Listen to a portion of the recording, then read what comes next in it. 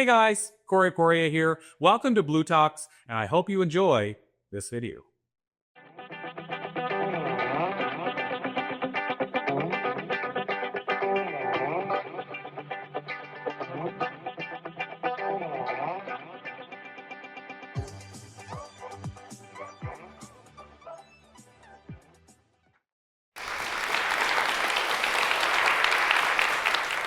Hello. Have you ever walked into a room and felt like you were invisible? Or shared an idea and it seemed like nobody was listening? Well, feeling unseen and feeling unheard is now an epidemic, both in our professional lives and at home. It's a quiet struggle that many of us carry without even realizing it. Even people at the highest level still feel like they're unseen and unheard. I have a friend, David. He's a rocket scientist. And he tells me that most of the time he just feels invisible at work. So what's going on? Well, your presence speaks before your words do. It's in the way that you enter a room. It's in the way that you carry yourself. It's your energy. It's your voice. It's your intentions. And that all precedes your words. What if you could elevate your presence so that you do and are being seen and heard by people? They see your talents, your creativity, and the value that you bring. Well, today, I'm going to show you a little bit about that. We're going to change how you show up to be more inspiring and confident, to communicate with power, and to lead with authenticity and impact. I'm Faith Rumer, and I am a coach, a mentor, a musician, an actor, and the author of the best-selling book, Truly Be Seen and Heard. And I have had this honor of coaching and mentoring for over 25 years, all kinds of people, entrepreneurs, executives, leaders, and even Academy Award-winning actors, film, and TV stars, helping them to be seen and heard, not just by others, but by themselves. They all became really powerful communicators. So now when they show up in their full presence and also in their authenticity. Now, I would imagine that all of us here would like to show up like that. And I'll be honest, there are times in my career where I really struggled with that.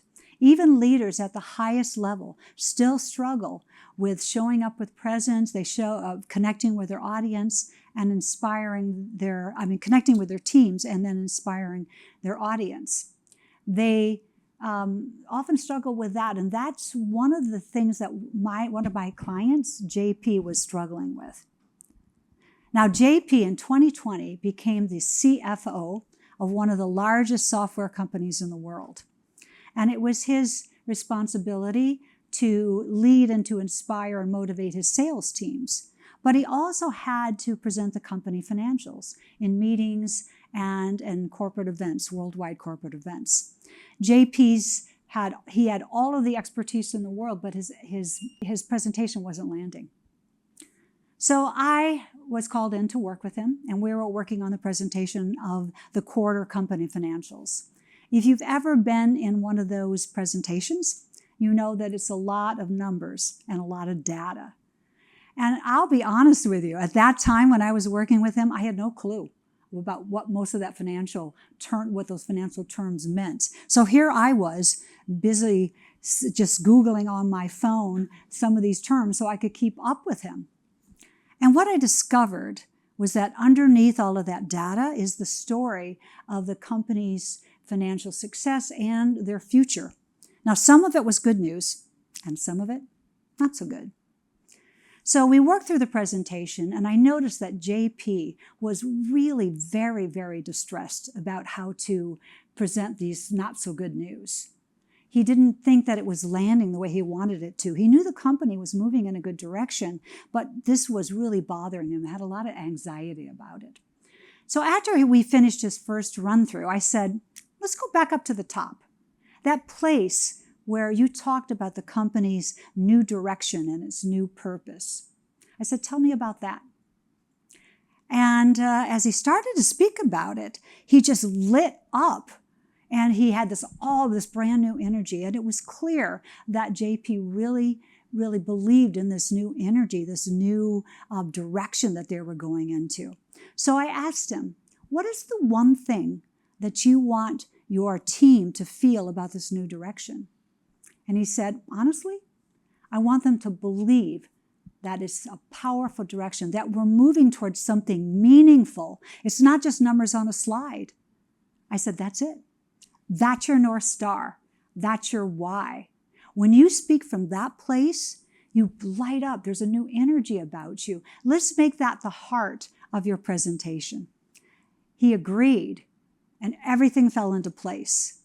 He had found his why to present the good news and the not so good news. And now this became one of his most powerful presentations. The successful people that I work with, they all created their impact, not just by being good communicators, but by being awesome communicators. Okay, so what is the difference between a good communicator and an awesome communicator? Good question, right? Well, it's in how you show up. Remember that your presence speaks before your words do. Think about the last time that you walked into a room and you immediately felt someone's energy. Like they didn't have to say a word. You just felt it. That's the power of presence. And research shows that 55% of our impact comes from our body language, that 38% comes from our voice, which only leaves 7% for your words. So you could be saying all the right things, and it's not going to land if you don't have your energy and your body and your voice aligned. Maya Angelou says that people will forget what you said, they'll forget what you did, but they will not forget how you made them feel. This is the key to becoming an awesome communicator. You need to develop your power and presence, as we were talking about. But that's not enough. You also need genuine connection.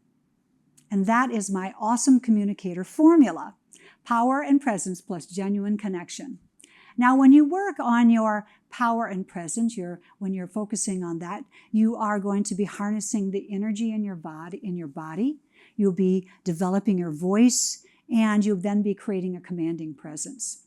You also will work on your own individual charisma, and you'll speak up for your ideas, and you have this willingness to be seen and heard. When we add genuine connection, we're not talking about having authenticity and accountability. You have empathy, you are supportive, you have effective listening skills, and you're willing to show up for others. By combining both of those, by strengthening both your power and presence and your genuine connection, now you embody true confidence. You have the ability to inspire people. You have honest credibility. And you now engage in authentic communication. And you are powerfully present. I'd like to share with you an action that you can take. And this will help you to increase your confidence and your influence and your impact. We're going to call it Reset Your Why. The first step is to reflect on your purpose. Think about a project that you're working on right now. What's the underlying purpose that you're bringing to that project? It could be, I just need to get it done, or perhaps I want to impress somebody. What could be a deeper why that you could bring to that project, like JP found for his? When you connect to your deeper why, you automatically increase your confidence. Your second step is to identify the core message that you want to convey. What is the one thing that you want your audience to remember or to feel? When you connect to that, you want to clarify it and then commit to it, and then your audience will resonate with what your message is, and they will take action. Then you align your actions with your why. Let your purpose be the North Star that guides you in how you present your information, how you connect with others, and even how you make your decisions. By really letting your purpose be your North Star, you're going to create the impact that you want. Are you ready to be truly seen and heard? Yes! Yeah. Okay, good, good, good. Because when you do show up as your powerful self and you connect with others with authenticity and you speak from your why, you become an awesome communicator. You have influence, you inspire, and you set the stage for creating your own impact. Then watch how opportunities start to show up for you. Thank you.